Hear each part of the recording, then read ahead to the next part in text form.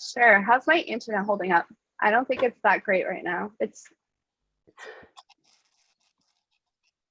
Hi, we're here with the student Angel and a former alum, José, also representative, to talk about life in the Netherlands.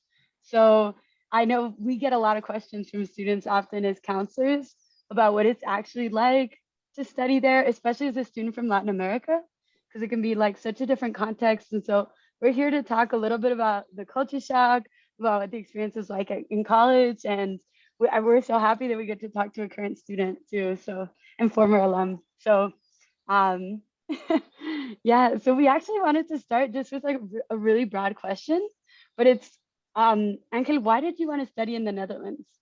So what really drew you? How did you choose the Netherlands out of, so many countries in the world? How the Yeah. Netherlands?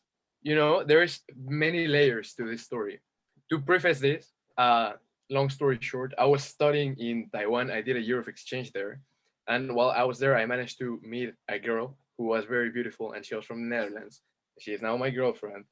And eventually, after discussing, I really didn't want to keep studying in Mexico because while I love the country and it's my heritage and whatever, I thought of many professional opportunities to be found somewhere else.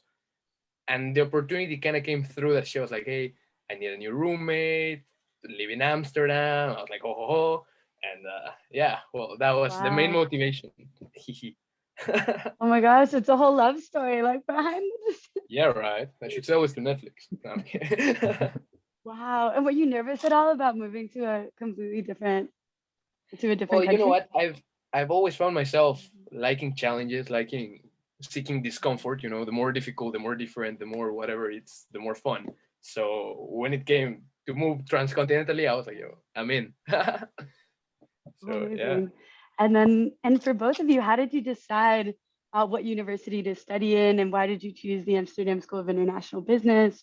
Why did you choose Amsterdam? What was, Perfect. I mean, Okay, for let's you, do it seems like it was a roommate choice. But my question too is, I mean, had you ever been to Amsterdam before?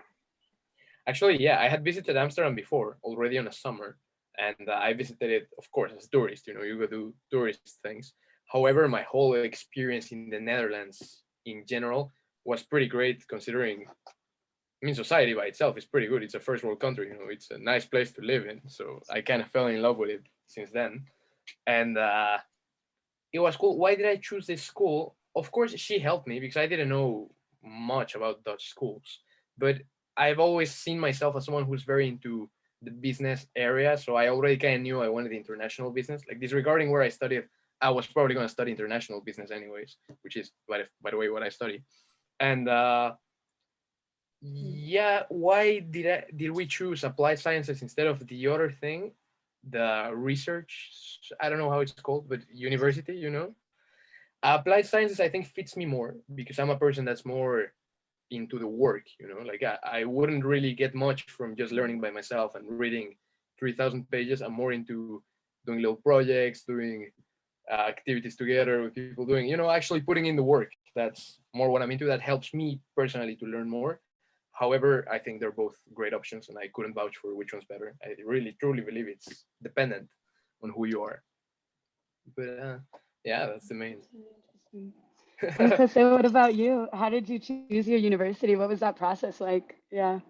Right, so I'm a Dutch student. I grew up in the Netherlands, so for me it was a bit different. But yeah, I would like to very much echo what Angel said. There are two types of universities, and it's definitely not the case that one is better than the other. They're equal. It's just that the focus is different, and I very much enjoy learning in a hands-on manner. So very much working on projects and really making your hands dirty, so to speak. So that's why I decided to go to University of Applied Sciences. And then because I wanted to study internationally, and have an international experience because studying international business is possible at different universities in the Netherlands. It's quite a common program. But what makes Amsterdam stand out of the crowd, in my opinion, is that Amsterdam is one of the most international cities in the Netherlands. And yeah, when I walked into the building for an open day, I just immediately felt at home. I really liked the faculty, current students. I also met some alum. And it was a really great experience overall. And I felt like this is the place where I'm supposed to be. And are you from Amsterdam originally? No, I'm from the countryside, which is like 1.5 hours from Amsterdam. So even for me, of course, it wasn't as big of a difference as for Angel coming from abroad, but even for me, like coming from the countryside and going to the capital, was quite a change. Oh, I So can how imagine. did that work for you, both of you, in terms of getting set up, of integrating as far as housing goes? I mean, Angel, it sounds like you already had your connection with your girlfriend there, so maybe things are easier. But I mean, what is it like as far as support in getting set up outside of academics? Well, if is of my belief that, to be honest, finding places to live in Amsterdam, because you could also choose to live somewhere else, but if you're studying in Amsterdam, living in Amsterdam may be the smartest thing to do. And I've heard it's pretty difficult. To be honest, I was in a very lucky position where I could get access to an apartment pretty easy. Other than that, setting up the life, it's most of all cultural differences, I would say, like getting a bicycle and biking and getting wet because it rains all the time, and little things like that. That's mainly the hard work, but it can be done. It can be done. I mean, do you remember your initial culture shock? Like, was it, just kind of going for, let me go get a bike now, let me get a raincoat now, no, I need another umbrella now? Or how was that transition? Like, how long do you think it took you to feel really comfortable? To feel very comfortable, it did take a while, because especially I was very used to, in Mexico, it's pretty common for people to drive everywhere because there's a lot of roads. There is getting a car. There's not as many taxis as here. So I would say it's pretty fair that many people have a car. So the idea of all of a sudden getting wet and getting the bike, it did take me like a few months to just be cool with it. But to be fair, once you rationalize it, it's the smartest thing to have a bike in Amsterdam. You would never want a car here. It's inconvenient to park and to drive, and you have to pay a lot of money just to own it, even without moving it. So yeah, I kind of made peace with the idea. Plus, my bike is beautiful. No, I'm kidding. Oh, nice. Yeah. Oh So my gosh, yeah, like a few months, I would say. absolutely. Are there other things? I mean, just thinking about language or the university or your life in Amsterdam that you had to adapt to? That's an That I had interesting, to adapt to. apart from the, biking in the rain. You know what is something I had to adapt to that is very random. I had to adapt to the eating schedule in the Netherlands. It's different than the eating schedule in Mexico. In Mexico, Oh, we eat dinner mm. at 8, 9, I don't know. And here they eat dinner at 6. Also, lunch here, lunch is at 12. Lunch in Mexico is at 2. So, that was a small change, but that did take a while to get used to. And other than that, the language, of course, speaking English, maybe something that's cool of Amsterdam is that everyone speaks English. Every person. There's been only one time in my life that no one spoke English, and it was very random. But that's something I like of here a lot, and something that makes Amsterdam stand out. Getting away with speaking English, it's pretty nice. So yeah, that's mainly a big thing, I think. So That's this, I think, is amazing. common with Alina students too, but I have students who are a little bit nervous because they've only studied English at school, and it'd be kind of their first time living abroad and speaking English, and they don't feel completely confident yet. I mean, what's kind of your take on that, as far as what sort of personality you have to have and skills you have to have in order to adapt easily? I feel like many people, when they are trying to practice English, they feel kind of ashamed a little bit because they maybe have an accent. But what they're not realizing is that it's impressive to speak more than one language. It's impressive the fact that even if you have a terrible accent, that you're able to create sentences, to create communication with people across the world. So I would say that you need the personality of trial and error. You need to try, even if you have an accent, even if you fail, even if you do whatever. Keep on trying. Keep on. Practice makes perfect. That's maybe the key to the success in the communication part.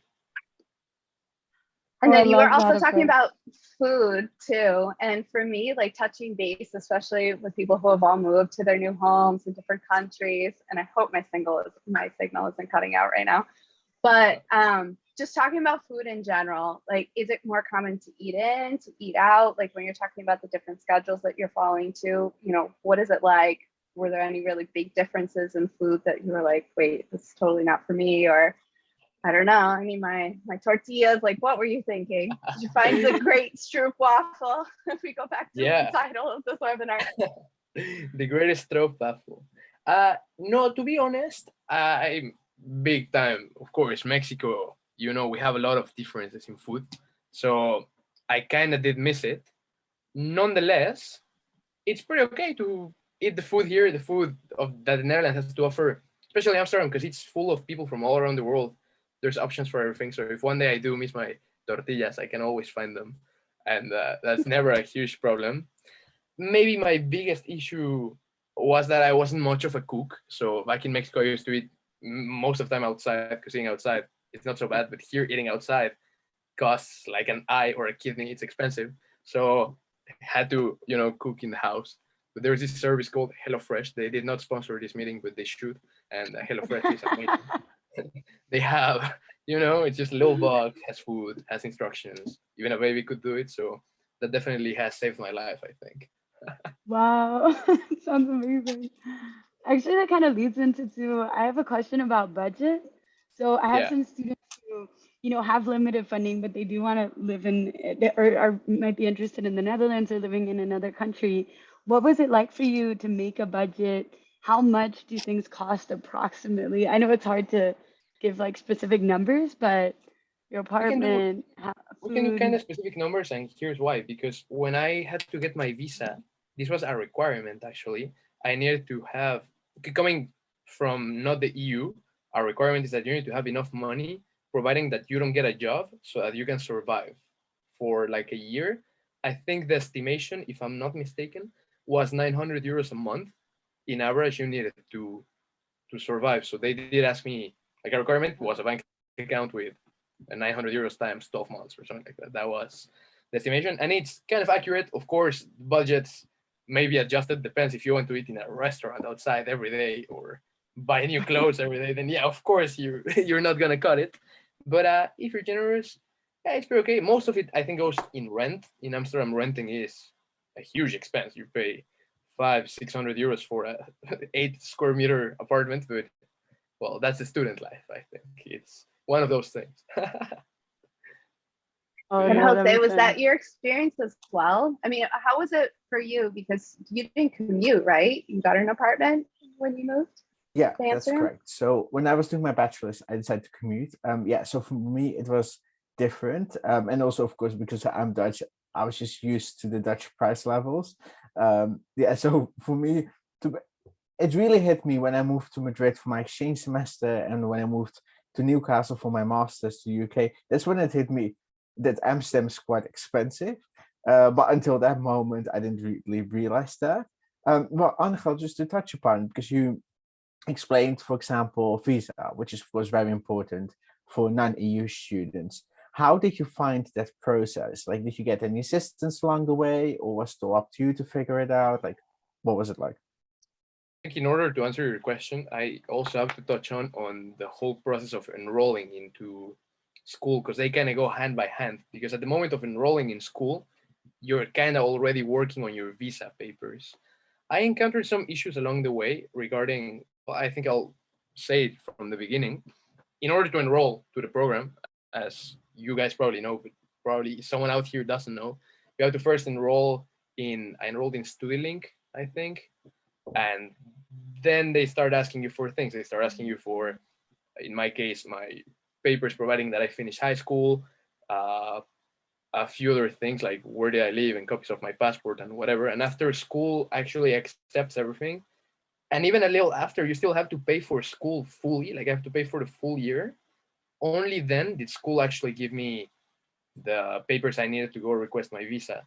But once they do that, it's pretty okay because they send you a letter that comes from the Hague, like it comes from the government, so it's everything's prepared, and then you just have to show up to. Well, in my experience, I just showed up to the embassy of the Netherlands in Mexico. Of course, make an appointment. There was COVID, so it was kind of unfortunate timing, but that was kind of quick actually. I just had to show up with the letter school gave to me and my passport and whatever, and then they did my visa pretty quick. And I think took 2 weeks. Had to give them a DHL envelope so they would send it back to where I live because the embassy of the Netherlands is in Mexico City, and I don't live in Mexico City. I live in a city called Puebla, so that was a little far away. So that was okay. They sent it to me, so I didn't have to go twice, which I I appreciate.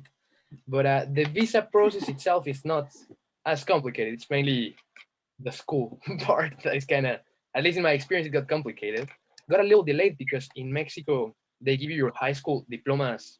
They take a while. They don't give them right after you graduate. They give them until September, actually. And school wanted it in July or in June. So I was like, hey, school, I'm sorry, I'm not going to be able to give it to you guys.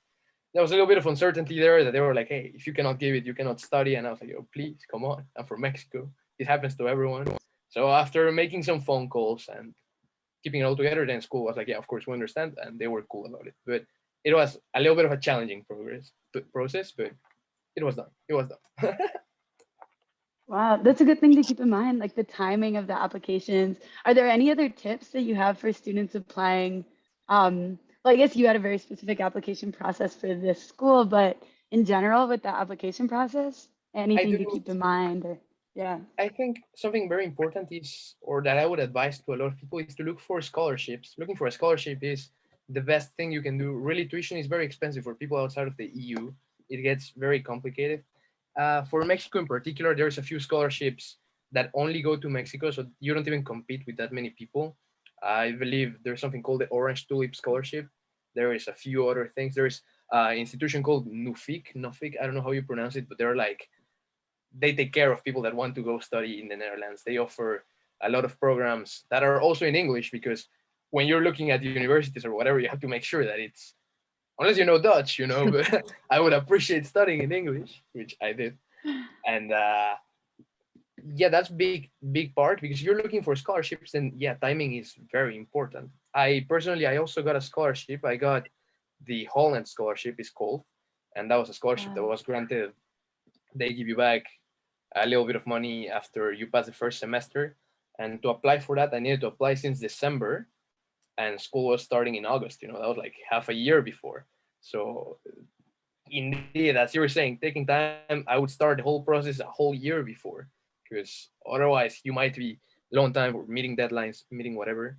That's a very important step, taking your time. That's good advice. Money is such a big topic. Jose, if you want to chime in on any of this too, I think something that's also really good to keep in mind for whoever's watching this too, if you are dual citizen, like if you do have EU citizenship, but you've lived your whole life outside of the EU, how does that also work? Yeah, so that's a very good question. So if you're holding EU citizenship, I would always suggest apply with your EU citizenship. First of all, it's going to save loads of money on tuition fees. And second of all, it's going to be easier for you because you wouldn't need a visa and that type of stuff. So yeah, if you're holding dual nationality, it basically means that it's up to you to decide with whichever nationality you're going to apply with, which, yeah, it goes without saying, if you're holding an EU one, please apply with your EU one. And yeah, I just would like to echo what Angel said, because I really think it's important that you start in time. Take your time to do proper research about scholarships. Take your time also for applications, for your visa to be processed. So in the Netherlands, well, at least at our university, but it applies to most of the programs in the Netherlands, on the 1st of May, applications open, but the application portal itself, applications close on the 1st of May, but the application portal opens just on the 1st of October, prior to September intake. And I'm not sure how it goes with other universities, but at our universities, all the applications are being assessed on an unrolling basis, meaning the sooner you apply, the less applicants there will be, which means the quicker your application will be processed. So even if you're not entirely sure yet, I would say just apply, make sure that you get your offer in, so the ball keeps on rolling, and then you're much more relaxed. Very nice. Awesome. I have another question for Jose this time. So how does it work when you're local, right? And you are thinking of, do I study in Dutch or do I study in English? Does it really wholeheartedly depend on the major and what your goals are? Or how do you make that choice of what language you're going to study in? Right. Well, so in the Netherlands, studying business, whether in Dutch or in English, doesn't really matter. It's actually quite common. Loads of students decide to study in English, study business. But then, of course, it comes down to the fact whether you would like to study in English or in Dutch. I would say really keep in mind, what is it that you would like to get out of it? If you really are interested in international career, please opt for the English one. That's why I did. Because I really wanted to study abroad for 1 semester. I want to work internationally, etc., etc. So that's why I decided to go for the English one. Yeah, and also meeting different cultures. Our classrooms are quite international. I remember when I was in my first year, I had friends from all over the world, and it was just a really different experience. That's Yeah, because I think it's wonderful. always good to have an idea of why, somebody tends to stay from, near where they were raised, and just kind of like what the makeup is like. So that way, you can kind of understand where are they also coming from. Is it just the school in general? What your classmates are like, especially when they're local. Awesome. I'm curious with languages too. I know you mentioned, Angel, that everyone in Amsterdam speaks English, and I was wondering if it's similar in other cities in the Netherlands. Like Utrecht, also everyone speaks English. Like what's the I don't know if you guys have a sense of that. I feel your question. I think in my experience so far from what I've encountered, many people at least understand it. I think that's safe to say. However, the more in the outskirts, in the outside you are, then maybe you're less likely to encounter. You could find maybe someone that's from an older generation, and perhaps their English might not be as sufficient, but I would even dare to say it's safe to say that many people, like 90% or something of the new generation, speaks English, which is fantastic in my opinion. I think you can, many places get away with it. As I said, even if they don't speak it, they might as well understand it. So then that's if you can't find something in the supermarket, or you need to get your bike repaired, or you're ordering something out, or I don't know, you're on the bus. I no, we're not on a bus. We're only on bicycles at this point. I don't even know. on a bicycle. So it's totally accepted. Yeah. Wow. Sorry. And what about speaking Spanish? Ooh, speaking Spanish is an interesting topic, and I would like to touch on that because I was very surprised to find many Latino individuals in the Netherlands, in Amsterdam especially. I found also a lot of the population that I've encountered that speak Spanish, they come from República Dominicana, that I was not as familiar with, but I've encountered a lot of people that they do speak Spanish. It's of course big differences in Spanish, or little differences. Spanish from Mexico versus Spanish from Spain versus Spanish from Argentina. It's all the same. We understand each other, just some slang here and there. But I don't think you could get away with speaking Spanish, but you could maybe survive. Like you could maybe find a place to eat or someone that could help you with things. But I'm not so sure if in the Albert Heijn they would speak Spanish with you. You know what I'm saying? And then that's actually a really good follow-up question that I have. Like, where are you meeting people? Is it, from school? Is it because you got your own gym membership? Is it people in your building? Like, I think that's a lot of, that's what's happening to a lot of students who just moved abroad right now, and they're trying to meet other people and they haven't really figured it out. And COVID times are also a little bit weird. Just, what's your experience been? In my experience, I'm a very social guy. I try to make friends with everyone I know. So in school, particularly, I managed to build a team of people like for school projects that were also kind of cool. Like we also hang out. We also knew we had similar interests. So it was easy for me to make friends surrounding school. And then all of a sudden that leads to hanging out with them. Then you're hanging out with people from other classes. Then little by little, that's how you expand. But I think, yeah, the first step and a very important step is finding a circle or a community that you might be tight with in school, like classmates and stuff, be social, say hello, follow each other on Instagram. If you're watching this, follow me on Instagram. But yeah. And you too. Yeah, and if I may add to that, I think that's a very good point that you make. Finding your community is extremely important. Of course, you can find it at school, but they're also outside of school. Amsterdam is quite a lively city. So you can find different communities. For example, let's say, I don't know, you're religious, for example, then that's also a way of finding a community, finding a home in Amsterdam. Or let's say you are very much into football and you would like to join a sports team. With other students from other universities, then you can join a football team and then you can compete against other cities. So yeah, finding your circle and the type of community that suits you the best is definitely a good way to start. And going back to your college days, did you go to college with anybody that you knew from your town, or how did you start making your initial friendship circles? Was it all through school? Me? Mm-hmm. Oh, okay. Yeah, well, partially. It was the closest friends that I met was actually at school. We were just classmates, and then from the first year on, we decided to go out once, and then we went out another time, and then we went on a trip together, etc., etc. I went out for dinners.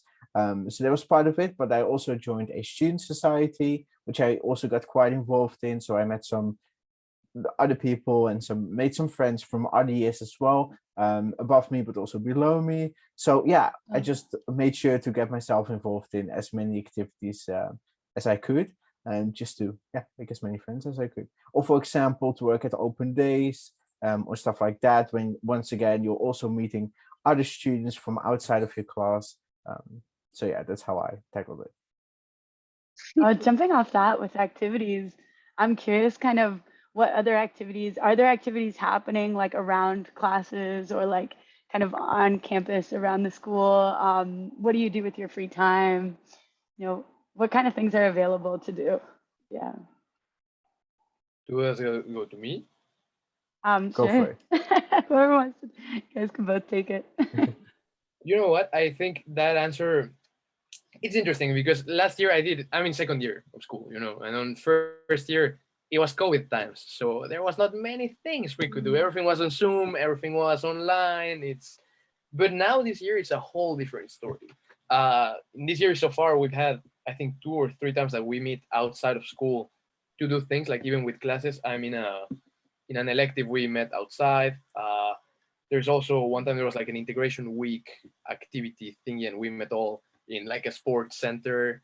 And yeah, in the end, school kind of tries to organize little events, little things. I think it's very important, of course, if you're coming from somewhere else, to try and participate in it. It's also a cool opportunity. It's cool. It's nice that school organizes this for you, you know. You get to meet new people, get to hang out, and yeah, it's overall pretty fun. I think school does a good job at that. Um, And Jose, do you want to give Angel a test and ask him how his Dutch is? Sure, let's do it. We're going to put him on the spot a bit, so let's see how he's going to react. So, Angel, welke dag is het vandaag? Vandaag is woensdag. Ja, perfect.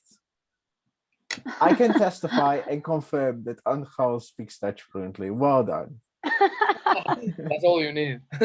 Yeah. A plus. I'm happy to Oh announce my that I'm gosh. currently in Dutch 3, and yeah, it's a situation. That's also something important. Amazing. Although you can get away with speaking English, I feel like if you move somewhere, it's only fair and ethical to learn the language from there. You know, like I do aspire to eventually be fluent in Dutch, but as you guys may know, it's quite a difficult language. It is. But Yeah, I can imagine. school offers actually an elective of Dutch. I've taken Dutch 1, 2, and 3, and it's quite Oh. useful. But I don't practice as much. I really should. And yeah. Oh my gosh. Actually, you now that you s- mentioned classes. Oh no, go for it, Chris.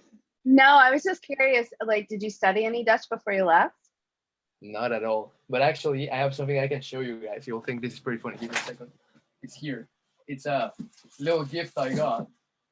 This is a book for kids, and it's like Spanish to Dutch. So it shows little pictures, like the Wow, beach, that's so cool. cinema, stuff like that. This is for babies. This love will it. amazing. You know, you're learning a language. You're kind of like a baby. You know, you're learning to speak. So it's fantastic. It is. Do you bring that out with you? I would love that. It's fantastic. Yeah, it's fantastic. Carry it everywhere. Take it out to translate things. Before I encounter something, I read the book and I'm like, el tambor, the trommel. And then I'm kidding, but I should. That's amazing. I was kind of curious, Angel, now that you mentioned some classes, I was curious if your classes are more like kind of lectures, or are there more like small classes, kind of seminar style? Yeah, what are your classes like? Yeah. I think for the degree I'm studying, like in international business, it's dependent on the course.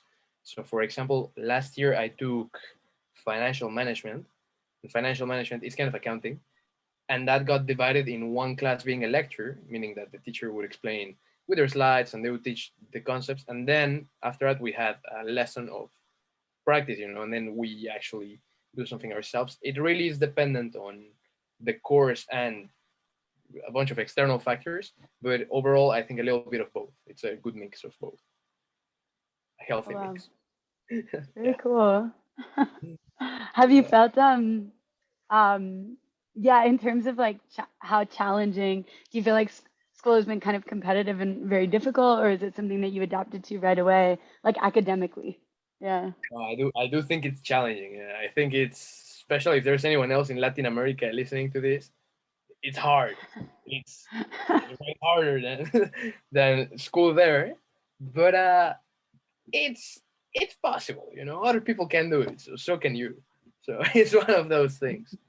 But yeah, it is indeed kind of challenging. They're very strict with deadlines. Sometimes there's too much schoolwork in the same week, so then you're all stressed making projects and making exams and making this. But if you get yourself with a good team of people and with this, because most of the projects are in team. It's rarely that you have to do something individually, unless it's of course a test or whatever. But yeah, having a good team that doesn't slack is important to not fail and to pass in your life. But yeah. Wow. It sounds so And hands-on, like so project-based. Yeah. Yeah, Interesting. it's very interesting with the projects this week. Actually, before I came here, I was just telling you there was a project. We were making a magazine for English class, and that's like the little project. And you do that also with other people, and we write articles and we do presentations and we do whatever. But then it's cool because you can make a team and take advantage of the multicultural experience that different individuals may have, and take good advantage of that, and then make your pieces of content even a little more fun, a little more dynamic. In the end, you yourself, by working with other people, you learn. So it's just cool. It's a cool experience. That's maybe a plus that school doesn't advertise, but they should. The multicultural knowledge that you gain is immaculate. It's very nice. I'm totally gonna have to invite you to do a student takeover if you want to do that. I think that would be so fun. Like, I just want to walk through your day and see the projects and things that you're doing. Count with me. Wow. That would be amazing. Would be fun. That'd be amazing. And actually, And why Angel, don't you? oh no, go ahead. No, well, I just keep on looking at what you have in the background, and I know we have the insider scoop because if you follow Angel on Instagram and YouTube, you would know a little bit more about it. But can you tell us about your business and how that worked? Was this pre-university? Is this what you ended up taking off with your first year, or how is this coming about? Well, I have this behind of me. If you pay close attention, there is a mannequin wearing a hoodie, and there is a business I possess. It's called Ascend. It's a clothing brand I developed around the whole concept. It's a letter A. My name is Angel, so it starts with A. You can see where it was going. But I really wanted to resonate with the whole corporate identity thingy. I've always believed in representing things through symbols. So the idea of giving a letter a deeper message was something I was very passionate about. The brand is called Ascent, and it goes by the whole idea of being a better person and exceeding expectations and trying to ascend, trying to be better. And that's kind of my thing. That takes some of my time, but it's a fun little project, especially because it's combined with passion, so it never really feels like a hassle. It's just something that I get to enjoy. We have a little web shop, ascentmovement.com. Go buy your merch. But yeah, it's a fantastic little group. Very cool. Did you receive any support as you were starting your business, or how has what you've been studying kind of supported your project, I guess? Yeah. On a way, Influence. they've kind of gone hand by hand because you also learn to identify things with examples, So if you're learning accounting and then you see the supply and the this, and you start thinking, I also have a supply. This is how it works. You start relating to these things. I think many people kind of have an idea on how a business may work. However, school learns to teach you the concepts and names as you're supposed to do, as how to do things correctly. Think of it that way. So it's very useful. It's very nice, and yeah, it's cool. That's really cool. Great. And Yeah. there's one question I would like to ask you, Angel. Like, what's the biggest tip of advice that you would like to give someone who's currently based somewhere in Latin America and is considering moving abroad for his studies, like whether it be the Netherlands or Europe or even another other continent? Like, from an international student's perspective, what's the one thing that you have wanted to know before you went, which you didn't know? The one thing I wanted to know before I went, I think the biggest thing is overall research, like researching. Well, the thing is, because you told me only one thing, so research, because it's but the country you're going, research the opportunities you have. Well, financially, I don't know how people do with, different tuitions have different prices, but looking up if there is scholarships available, looking up what are deadlines for everything, looking up if you can get the paperwork you may need on time, because sometimes you need something that's non-dependent on you. Maybe you need to get a new passport, and then passports are going to take 4 months, deadline is 1 week, then you're going to have a problem, so researching everything is maybe the tip that can make it or break it. Literally being prepared makes the whole difference. I was this close to a lot of times not making it, and I was like, oh, I should have done this before. So that's the one tip. And with research, it's also, I think that school, it would kind of appear as if they make it difficult for you to find information, but they really don't. They are very nice. It's just there's so many layers to so many different topics, and sometimes finding what you may need for your visa is in a different website than what you may need for, I don't know, entering school. So it's and different than what you may need for the scholarships. So it's everything kind of goes hand by hand, but not everything's in the same place. So yeah, maybe taking your time and treating it as if it was homework, literally. Yeah. Sorry, bro. You asked me for one thing, so that's that thing.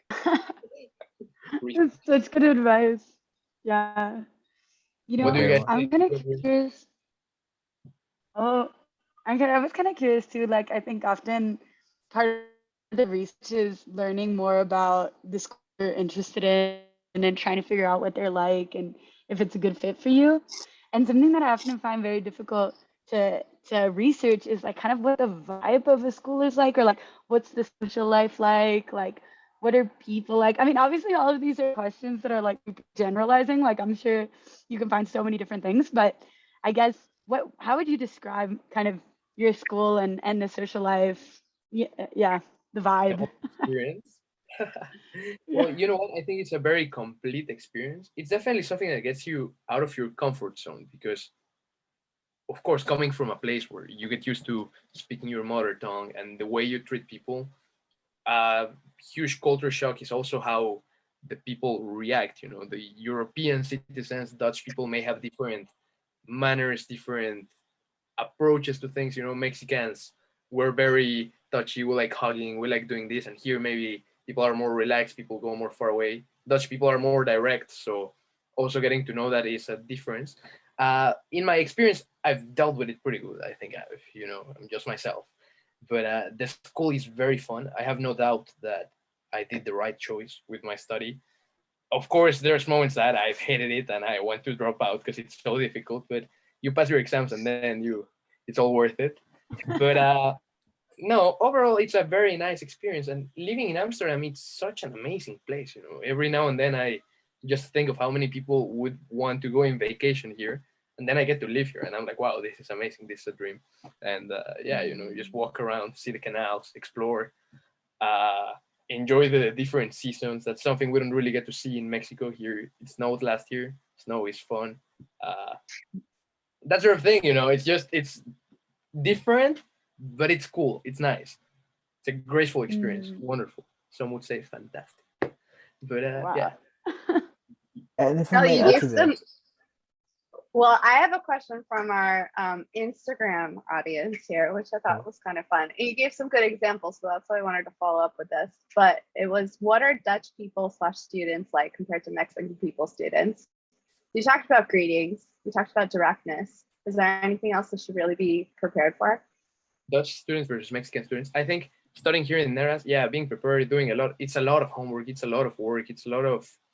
I got used to my exams being like exams in Mexico were maybe of one topic or two topics. Here, an exam maybe of 10 topics. So be strict with deadlines. Don't try to get away with I think it's very common in places like Latin America to try to do minimum effort, maximum results, and that may not work here. Here you cannot really slack, you cannot be lazy, you cannot do homework 1 hour before school. Here you may have to do it 2 hours before. Now okay, you may have to do it a day before, and oh, well, of course, keeping time, working hard. Working hard is a big difference. Yeah, Dutch students are more hardworking, I think, than, well, not than Mexicans, but what I'm trying to say, it's more difficult.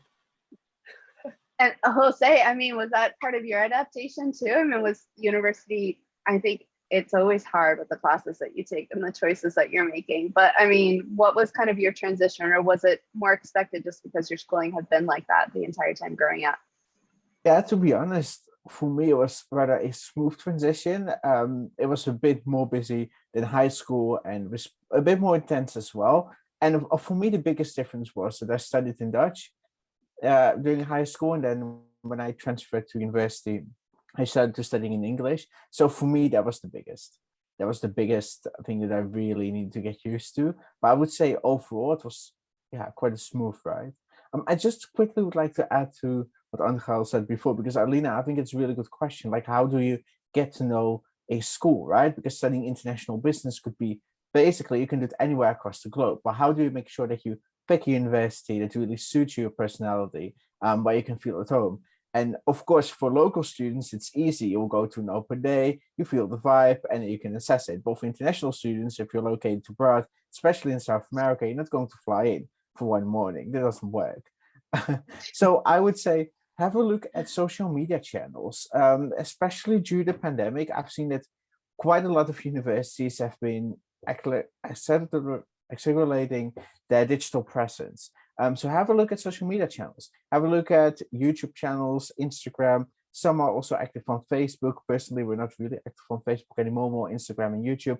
But have a look at those channels because there's some testimonials from students, lecturers, alumni, but also about the modules. So it really gives you a bit of a more personal touch. So it's another tip or advice I would like to share. Good. Very Great nice. tip. I was curious too. I mean, talking about this kind of new academic challenge, having your exams, all these things. Were there resources or some kind of support? Like, could you go up to a lecturer and be like, I didn't understand this. Like, what do you have to kind of just do on your own? And what is there? So where can you find support? How independent is? Yeah, I guess. Who's gonna answer this? What up? Angel first, and then Jose, if you want to add anything. Sure. Yeah. Deal. Resources. You know what? School. Something I really like and something that blew my mind and I wish I had before was Brightspace. Brightspace is, you guys of course know it, but maybe some people are not familiar. Brightspace is a platform that the school utilizes to upload. They upload the slides that maybe you saw in school. They upload the content. They upload assignments. Everything that you can kind of refer to, I could always find it on Brightspace. It was a recurrent thing. It's just like a platform, it's like a small thing that has everything you may need. That is absolutely fantastic. That changed the way I study. That changed the way I learned. That's top. And always, of course, if you're missing something, you can reach out to your teachers. Most of the teachers, they're very cool. They are the lecturers, they're very nice people, so you can always send them an email and say, hey, sir, how do I do this? How do I do that? Could you give me a hand? And most of the times they will reply. And if they ever not reply, you can always, of course, approach them in school or in a class or in anything. In addition to making use of your colleagues, making use of your classmates, making use of having a group of people, you can always ask them, like, hey, guys, anyone knows when is this deadline? And the chance is very high that someone is going to help you out there. I think also something that is very important for international students is finding out groups of classes. For example, I found a Facebook group of AMSIB 2021 to say something, but like you find a group of individuals that are studying in the same field, in the same area, and then you can relate to them. You can go out to them. Maybe, what do you know? Maybe someone can help you out with something that you're stuck. It's always useful to find someone in a similar position to not feel alone, to not struggle by yourself. There's always someone that can relate to your problems, and yeah, that's top tier. Awesome. Yes, spot on. It's very concise, well said. I would say lecturers won't walk up to you and will check with you individually if you get it. So proactivity is definitely required. So if you don't understand something, then of course you would need to take the initiative and you would need to be the one who walks up to the lecturer. But yeah, overall lecturers are really helpful. And even if you see them on the hallway, because the Amsterdam School of International Business is located on one floor in a building that's being shared with some Dutch programs. So it felt quite small to me. So whenever I would walk around, I would see my lecturers. Lecturers are also fine with you just walking in if they're not teaching. And yeah, overall, it was a really pleasant experience, and they're definitely helpful in my experience. Amazing. Great, great to hear. Actually, I do have one more question too. In terms of your classes, maybe Angel, if you want to go for this, which number of classes are like part of the career you're choosing, right? Like international business, you have to take this and this, and how many do you get to choose? Do you get to choose any? How do you build your course schedule? Yeah. There's layers to this. Something that I actually also may add that I like of the school here, and that is a huge difference from school in Mexico, like university or whatever. In Mexico, you build most of your schedule. Like you have to enter online and register to your classes, and then there's a limited amount for it. If you didn't make it in time, you have to wait until next semester. There's people who their degrees of 4 years get transformed into 6 or 7 because they really cannot get into the class they need. And something that the Netherlands, or at least AMSIB, has done amazing is that they just set it up for you. It's perfect. Each block you get new classes. However, there is of course electives. On the first year, you cannot choose anything. You can choose extra classes. You can enter an honors program, which I did, which is a fun activity, and then that you have more options. You get to choose. You can also choose to take Dutch. That's the only thing you can choose. But then on the second year, there is a whole list of electives. I currently have per block 5 subjects, and one of them is an elective. And then the next block, the same, like only one subject I could choose. And yeah, that is very important because then there's also a lot of options. You can choose to follow a language if that's what you desire, but also enter some of the programs that school offers only for you. Personally, I like those more because a language I could learn outside, a language I could learn anywhere, in particular classes. And then the electives that school offer are so unique and so specific that it's so convenient. It's so nice. It fits better with the study. It makes it more manageable, I think. Oh, But what did yeah. you choose? I'm curious now. I'm currently in creativity and innovation in business. That's the name of my elective. It's a pretty nice elective. We're working on some projects. The homework is very fun, stuff like that. Like it doesn't feel like a horrible class that you hate and you take notes and you're like, no, this is something fun. It's something that you in the end you chose yourself, so you might as well like it. And but there was many options. You could enter management in a globalized economy. You could learn Chinese. You could learn Spanish, stuff like that. There's options to suit everyone, and that is very nice, I think. Congratulations on the honors program too. That's pretty awesome. I should Thank totally know this, but are you in the 3-year or the 4-year program? In the K or in the K? What? In the in the 3-year or the 4-year degree? I'm in the 4-year degree. Is there a 3-year degree? I didn't even know this existed. Yeah, I'm in the in the 4-year degree, and I'm currently in my second year. And last year I took honors. This year I'm also in honors. I like the honors. Honors is fun. It's a fun thing to do. Last year's honors, I entered. It was called Entrepreneurship, Philosophy, and the Arts, and I thought it was an amazing program. I enjoyed every second of it. The meetings were very long, but very, topics that I resonate with a lot. And this year, I'm in something in my honors. It's called All About the Money, and it's also a very fun, dynamic experience. I think honors program can add a lot to your study experience because it's such a specific scope, and it's something that you choose yourself that it can add to your formation, your professional development. It's a little skill or a little piece of knowledge that you may like, but because you choose it, it's something that you want yourself. So, it never hurts. Wow. Yeah. That's so cool. Are Thank you. those honors classes like every week? Like, is it like a class every week, or how does It it work? depends on the program. Most of them are yes every week, but for example, the one I'm this year, it's every other week. So it's 1 week yes, 1 week no. And they're all dependent. Sometimes your honors choice might depend on your schedule, because as I told before, you cannot choose your schedule. You cannot choose, hey, I want classes on Tuesday. They just tell you, hey, Tuesday you have this class. So sometimes some honors programs are only available at a time that may yeah, be in the way with another class you have, and then you cannot choose it. You have to wait a little bit. But that's maybe one of the cool things of having so many options, that there's always something that fits in. So that is cool. Awesome. All part of the research involved in the process. Well, Alina, I don't know if you have any specific questions. I think we covered a lot.